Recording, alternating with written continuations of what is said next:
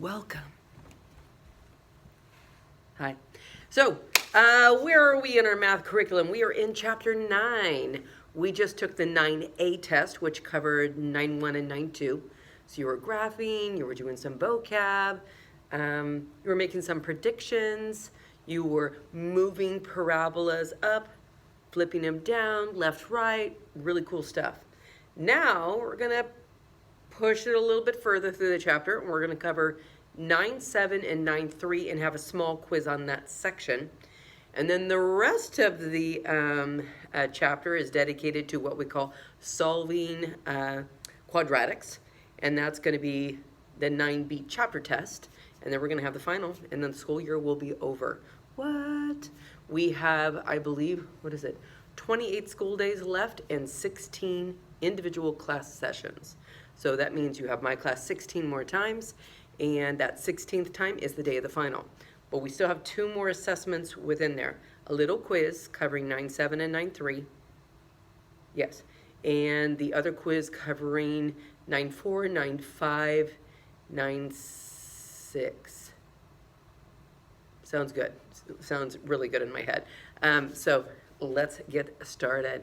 So what we're going to cover right now is kind of understanding how data in a table could model different functions. You're like, what the heck does that mean? Good question. So if I said, hey, give me $10,000 and let me invest it, and I give you some data in a chart that how the other investments are going, that information is going to be pretty powerful, right? Is that data showing a growth rate, right? Is it a line? Is it a beautiful curve where it's growing real rapidly? Yay, put your money in that account. That's called exponential. So is it linear? Is it exponential? Or is it parabolic, right? Is it a quadratic? Where at first it looks like it's going down. Oh no, my money's decreasing. Oh, okay, all right, okay, it's okay, right? Don't panic. So we're going to look at data in a table and see what it models. Is it modeling something that's linear? Is it modeling something that's quadratic? Or is it modeling something that's exponential? And based upon the pattern that we see, will tell us if it's one of those 3 things I just mentioned. Cool beans. Let's get started. Okay. So here's the in-class worksheet. The only thing we're going to cover is the top 4 things, and we did an activity. So, but if you were absent for the activity, it was just more of the same thing, but looking at it from kind of a non-math perspective. I'm just looking at data. Okay, so here we go. So that's the 9.7a worksheet. Let's look at this table, and it's just a table of values, right? And it says, determine if each table below is best modeled by a linear, exponential, or quadratic function. Plot the points to check your answer. Cool. Let's look at the first one. First of all, I can see the x information is growing by 1. 1, 1, 1, 1. That information is pretty similar. It's exactly similar on all of these. They should be only growing by 1. I'm more concerned about this y value. How is this y value growing? So let's see. -5 to -3, that's a +2. That's a +2. That's a +2. Ooh, that's a +2. That's a very interesting pattern. I know what that pattern means. When you were adding or subtracting by the same number over and over and over again, it's called a common difference. A common difference means the pattern that you see is adding or subtracting by the same number over and over and over again. That's what makes it a pattern, because you're doing it over and over and over again. Well, before I just give you the answer, if you see a common difference, it's definitely one of these 3 right away. It's either linear, exponential, or quadratic. But I want you to prove it to yourself by graphing it first, and then we're going to come to a great conclusion. So 0, -5 is right yonder. 1, -3 is right here. 2, -1 is right there. 3, 1 is right there. And 4, 3 is right there. Ooh. So what is this? Linear, right? So anytime that we see a table of values and we see it's either growing or decreasing by the same number over and over and over again, has a common difference. And if it has a common difference, 100% of the time it's linear.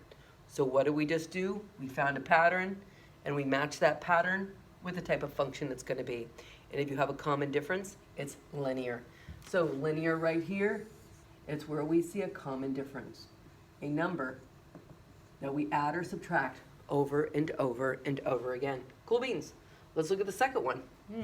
This one's growing by 1 each time, so there's no trickery on this side. This side is add 6, add 2, minus 2, minus 6.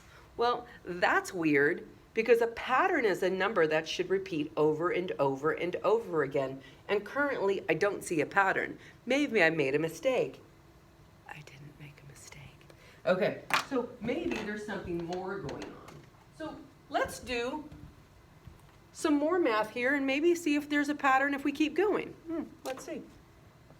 Minus 4, minus 4, minus 4. Ooh. So I didn't see a pattern the first time around, but I surely saw a pattern the second time around. So this is called a common second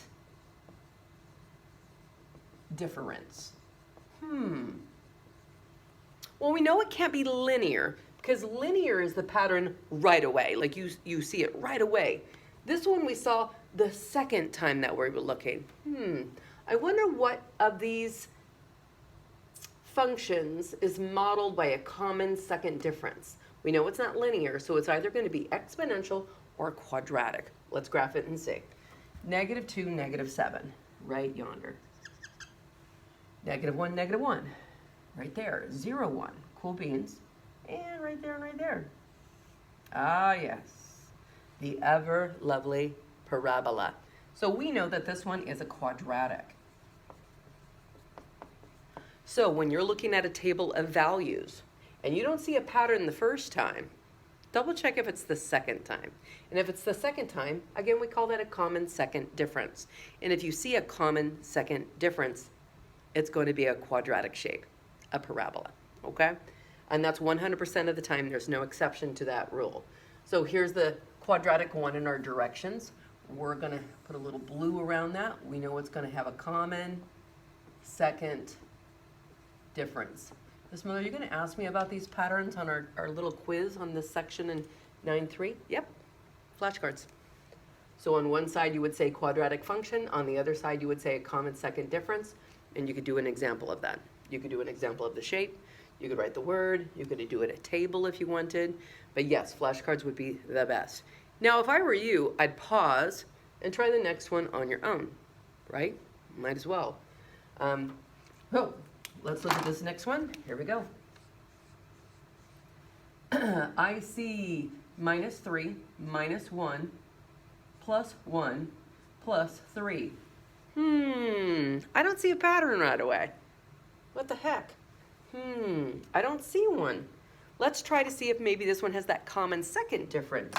Okay, let's see.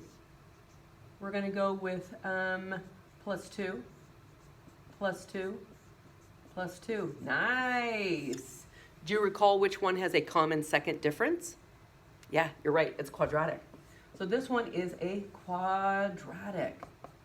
Cool. Let's plot these points and prove it. 1, 3, 0, 0, -1, 1, -2, 0, and -3, 3. Oh, wow. That is definitely a beautiful parabola, which is the shape that's graphed when you have a quadratic, okay? And we have one last one over there, so I'm going to have to kind of erase these. So we've already looked at quadratic. That has a common second difference. We have linear common difference, so that's that first time around. And then we have this last one down here. So I'm going to scooch it over. I'm going to erase. And then we're going to end the video. So the only part that I covered was this question number 1. So the homework, all you have to do is question number 1, which has 4 parts, just like this worksheet. We haven't done the rest of these worksheets yet. That's going to be next week. So don't worry about the rest of the worksheet. Okay, here we go. Last one. Let's check this side. It's growing by 1, no trickery. On this side. Whoa. Now some of you might go -4, -2, -1. That's not the pattern. There's something else going on here. Do you see it? Do you see it? It's divide by 2. 8 divided by 2 is 4. 4 divided by 2 is 2. 2 divided by 2 is 1. 1 divided by 2 is half. Wow. Yeah, this is definitely a divide one.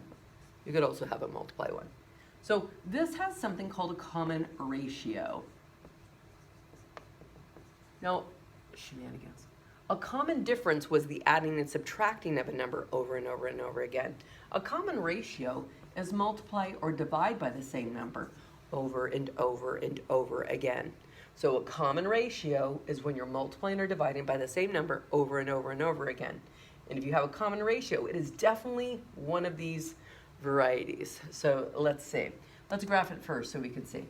2, 8, ooh, a little bit off the graph, that's okay. 3, 4, right there.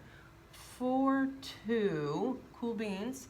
5, 1, yeah, and 6, half. And it's going to be cut in half, and it's going to get so close.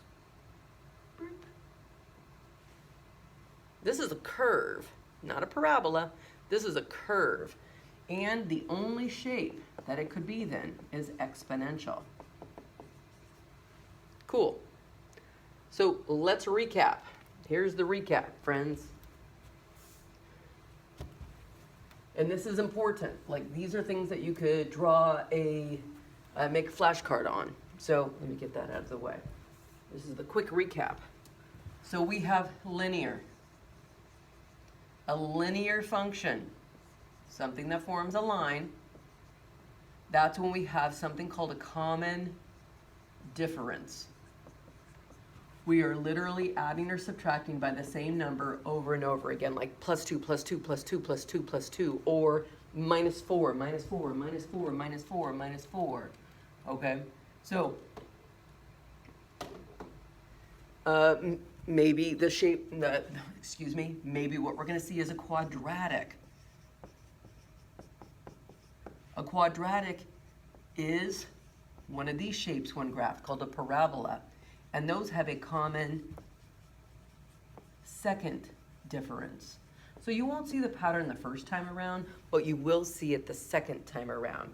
And again, that's where you add or subtract by the same number over and over and over again, but you don't see it that first time. You see it the second time. And last but not least, my loves, we have exponential. Exponential has a common ratio. That means we are multiplying or dividing by the same number over and over and over again. And when we graph these, it's low, high, or high, low. So we have linear, which forms a line, quadratic, which forms a parabola, exponential, which forms a curve.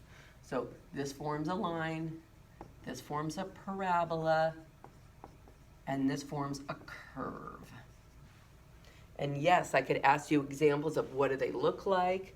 I could ask you an example of what kind of pattern that you see. I could ask you an example of fill out a table that is that pattern. So there's lots of things I could ask. Hint, hint, I'm going to ask all those things. Okay? So have a great day. Thanks for coming. See ya.